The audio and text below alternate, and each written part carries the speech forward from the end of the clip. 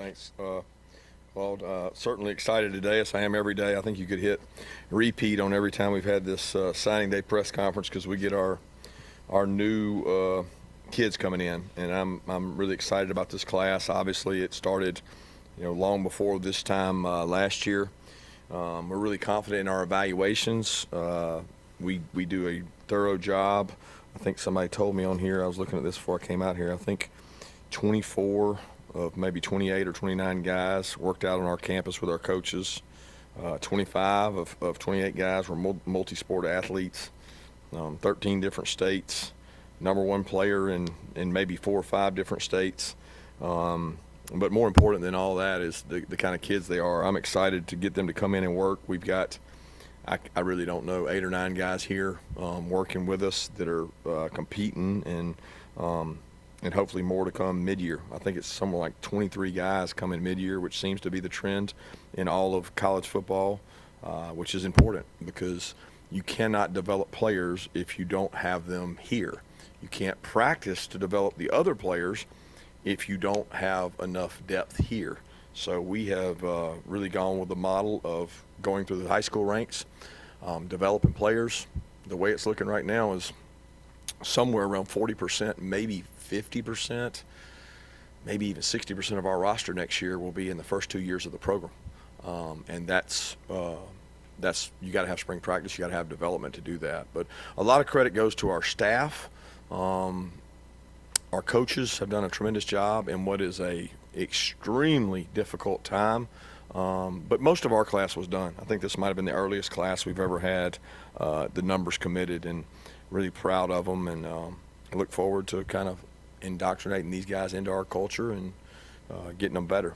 So I guess that's it. We'll open it up for questions. Yeah, Coach, you mentioned that evaluation process, particularly with the quarterback position. What are some of the physical and intangible traits you guys are looking for, and where does Ryan Puglisi stand on all of those? Yeah, the physical traits are size, speed, intelligence for the intangible traits, character, what the kid's makeup is, the velocity with which he throws the ball. We've had guys that can throw it hard and guys that can't throw it hard. They've had different levels of success. Well, the common denominator for us has been intelligence, ability to create and extend plays. So we look at all those things. And he came down here, Ryan came down here, I bet 5 or 6 times, and he checked the box every time for the right kind of kid, the right kind of competitor. He's embraced the part about learning. I think he sees himself as a guy that needs to come in and develop under a system, and he's seen Carson's success. So I think he understands that, and he wants to grow and get better. So quarterback is the leader of the team and leader of your class, and he's a really intelligent, fun kid to be around. He's been out here at practices competing. He's got a really live arm. Another one of these baseball guys that can catch it and get it out really fast, which I think's important in today's day and age. Would you say Carson's decision to come back for another year had an effect on the number of quarterbacks you ended up signing today, and do you anticipate signing any more through the next year? I don't think Carson's decision had any impact on our quarterback recruiting situation. I think there's a lot of independent variables there that we felt pretty good that Carson was coming back the entire time.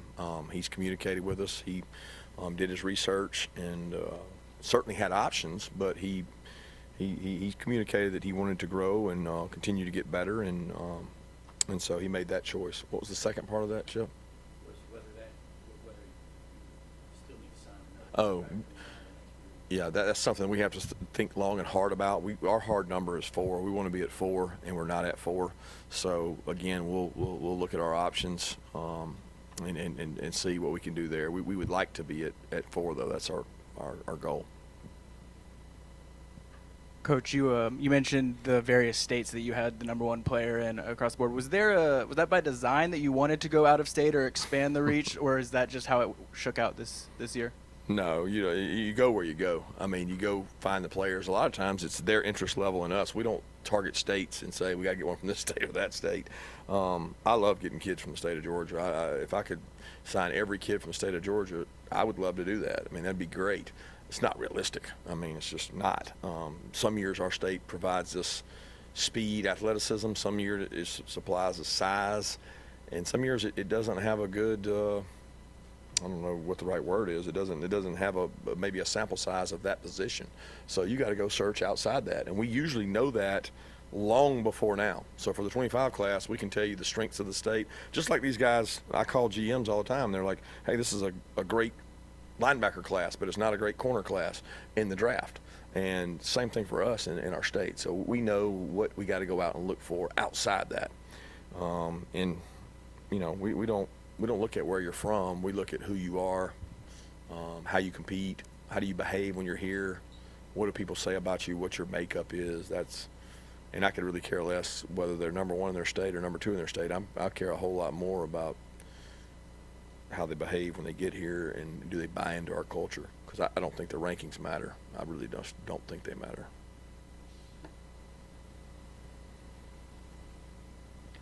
Yeah, what are you getting in the wide receivers you've brought in? Nitro Tuggle, Sakoe White, and if you can talk about them, London Humphreys. I'm not 100% sure if you can. Yeah, I think I'm excited about all those guys.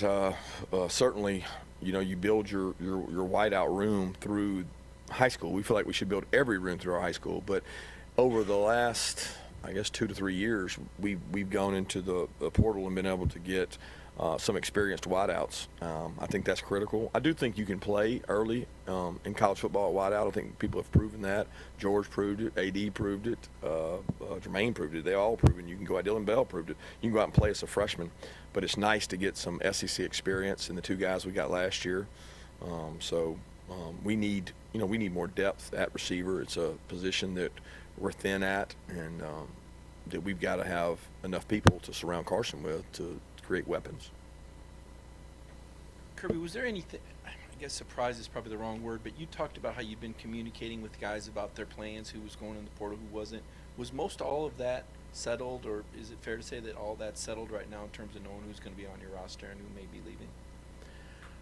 I don't know that I can say it's settled. I mean, you don't know that. Like, I certainly don't know when guys make decisions, they make them. I mean, the window is what the window is, so those guys have those opportunities. I think for us, we had conversations long before the SEC championship. We meet before the season, we meet during the season, we meet during the bye week, and then we meet again after the SEC championship. So probably about 90% of those guys, that conversation had already happened. I think everybody in the country will tell you have surprises, and you guys can probably figure out who those are, and you know, they make decisions that they think fits what they need, and I respect that. That's the rules we have, and that's what we abide by. So, I mean, I feel good about the group we have, and I'm really worried about the guys that are here and not the ones that aren't. Yeah, Kirby, one of the things that jumps out is just the size of the offensive line class y'all are bringing. Just what stands out most to you about those 6 guys and what they can bring to Athens, and maybe the importance of getting them enrolling early on campus? Yeah, Collier Madaleno is going to need a raise because she's in charge of our nutrition, and she's got her work cut out for her based on some of these weights that are probably not even accurate, to be honest. I mean, let's call it what it is. Some of these guys are too heavy, and they'll be the first to say it. They think heavy is good, but how many 350-plus offensive linemen have started at Georgia that y'all know of? I can't think of one. I can't think of one guy that's been 350-plus. I can't think of a guy that's been 345-plus. So whatever they are, they're going to have to reel it in to be successful. So everybody can print all the big is better they want, but if they don't lose weight, they won't play. And that's the key, is are they wired the correct way to lose the weight? I was just talking to a couple guys out there at practice that, you know, Ernest Green came in here at 355, and Ernest Green was at 320 by the first snap of spring ball. So, you know, he was committed to a process, and these guys will have to be too. Kirby, what's the short version of everything that you all and your staff did with KJ Bolden from when he committed until today? I mean, we did what we do on every kid. I mean, we recruited. I met KJ Bolden and his mom his 9th grade year in the indoor and sat and talked to him for 45 minutes, and just had a great appreciation for her and him. He was a young kid then, and he actually had worked out at our camp as a wideout, and we knew that he was a really talented young man. And from that point on, I mean, I bet he's been on this campus 20 or 30 times between coming over here for different events and 7-on-7s, but there was no different recruitment for KJ. It was just consistent, and a mutual respect probably is the right word. You know, I reached out to him when he committed elsewhere and just told him had a lot of respect for him, and we weren't going to stop recruiting him, and that we thought this was the best place for him. And I've always learned, Andrew Thomas's parents taught me that consistency is the key, and we were very consistent every time he was here. And you know what? It worked out. It doesn't always work out, but it worked out in this case, and we're not going to change our method we go about things. Coach, you know, obviously looking at this secondary group, you mentioned KJ Bolden, you know, a couple of the other guys. You know, a lot of those guys played offense and defense. You know, how important is that to that position group in particular? And, you know, just what are your overall thoughts of this group overall? The secondary group, well, it's fast. I mean, they could go out and run a 4x1 team and probably win a national event because they can fly. They all got good speed. DeMelo's a track guy, can run. Andre Evans can run. Ellis can run, and KJ runs track and can run. They're all four got great speed. They all four have really good length. I think the wingspan on Ellis and those guys is extremely long. They're all tremendous character kids. I mean, like they're fun to be around. DeMelo is a fun guy to be around.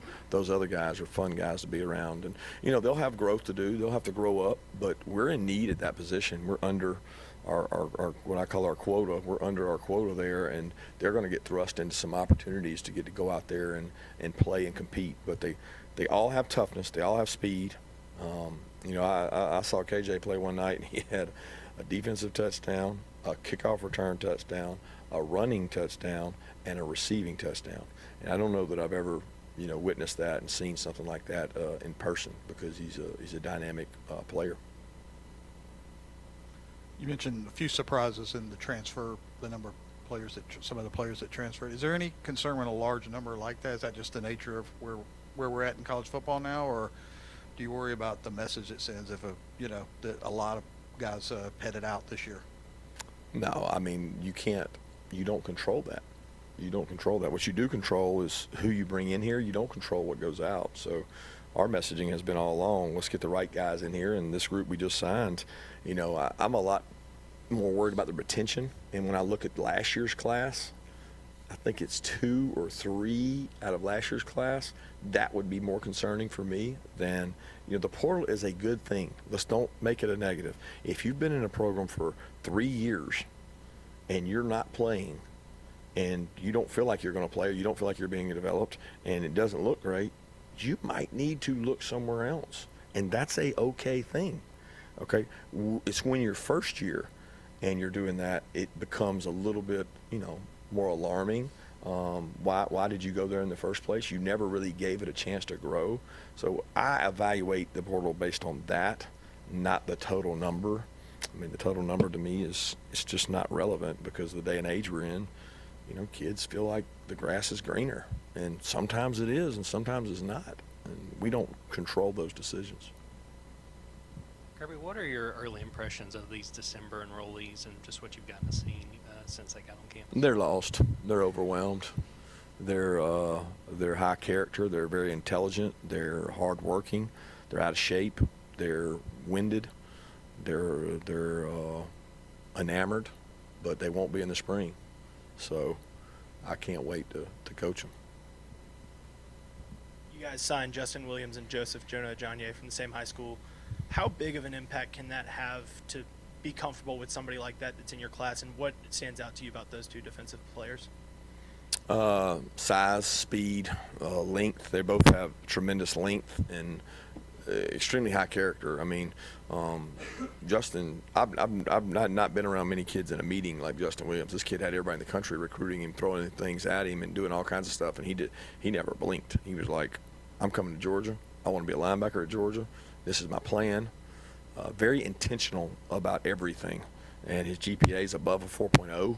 I mean, just incredible. And Joseph is his teammate, who has an incredible story.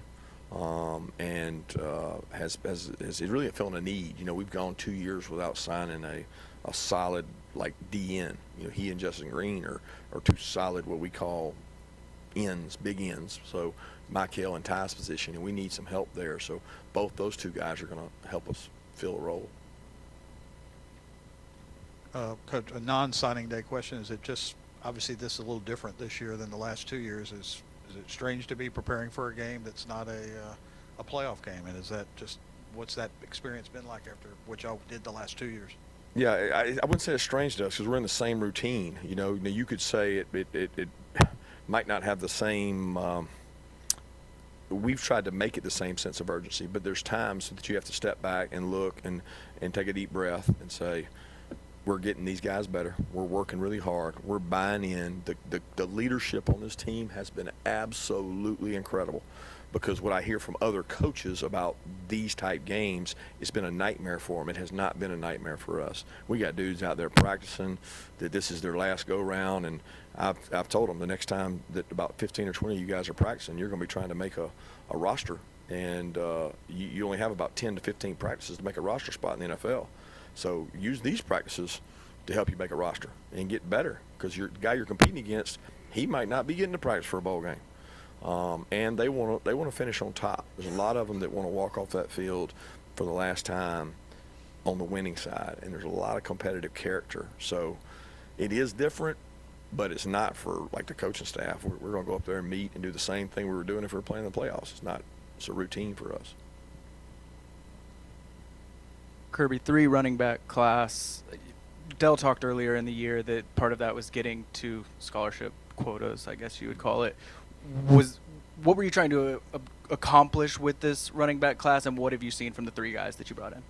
Yeah, they complement each other. You know, they're very different. You know, you got the James Cook, Zamir White, the Sony Nick complementary package there, and Dwight's completely different altogether. I mean, he is very unique skill set, very elite skill set, but how we use him will be very important, because he's not, you know, just a normal back. He can do a lot of things. He can create a lot of matchup nightmares, and we don't think he's even seen his full potential. And the other 2 kids are complement each other really well and give us big backs. You know, all 3 of those guys run sub 1,100 meters, which sub 11 is rolling, and they're big. And so we feel really good about those guys. Kirby, I know you're big on each year to its own, but you've got some program streaks here with the 6 bowl wins and the 6 straight top 10 finishes. And is there an awareness of the players in terms of maintaining that standard, 1, and then 2? I'd ask you, as far as the portal goes, you've said before, you know, that you'd have to be more aggressive this year maybe than in past years. Is it safe to say that there's still work to be done in these last couple of weeks there in terms of additions? 2 very different questions. Are we bringing up the bowl streak? Probably not. We have talked about the seniors have an opportunity to be the winningest group of seniors ever. The way we've calculated the math, and I don't know if it's accurate or not, but we're 1 away from beating last year's group. So it's really critical to me that we do that. That's a motivating factor. I don't think the streak as much is a factor, because sometimes you don't control that, and they weren't part of some of those games. As far as being active in the portal, it's like grocery shopping. You can't go get groceries unless you know what you have at home, you know, and that's the hardest part of the timing of everything. You know, you say, well, you know what you got on your team. Well, you don't technically, because it's not over. So we have to be careful that we don't get more bottled water than we need.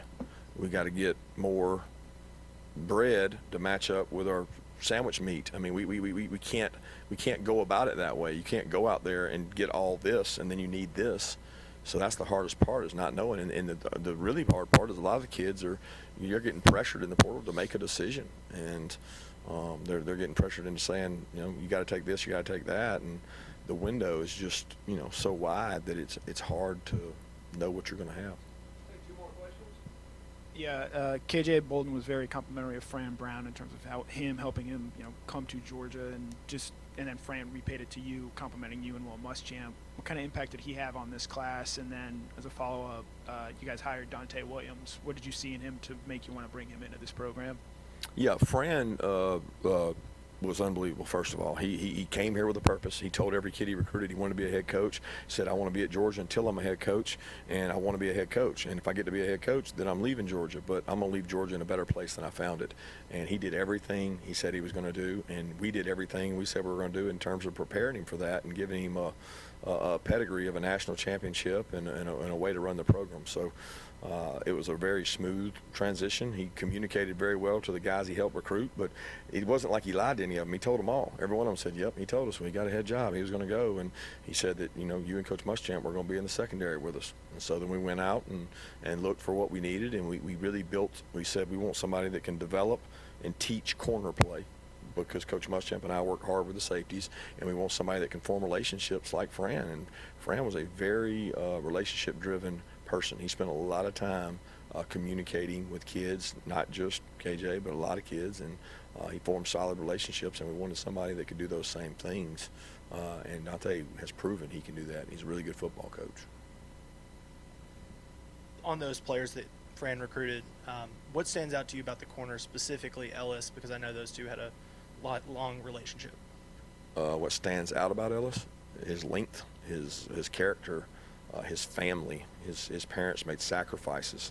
They sent their son to IMG to grow and get better.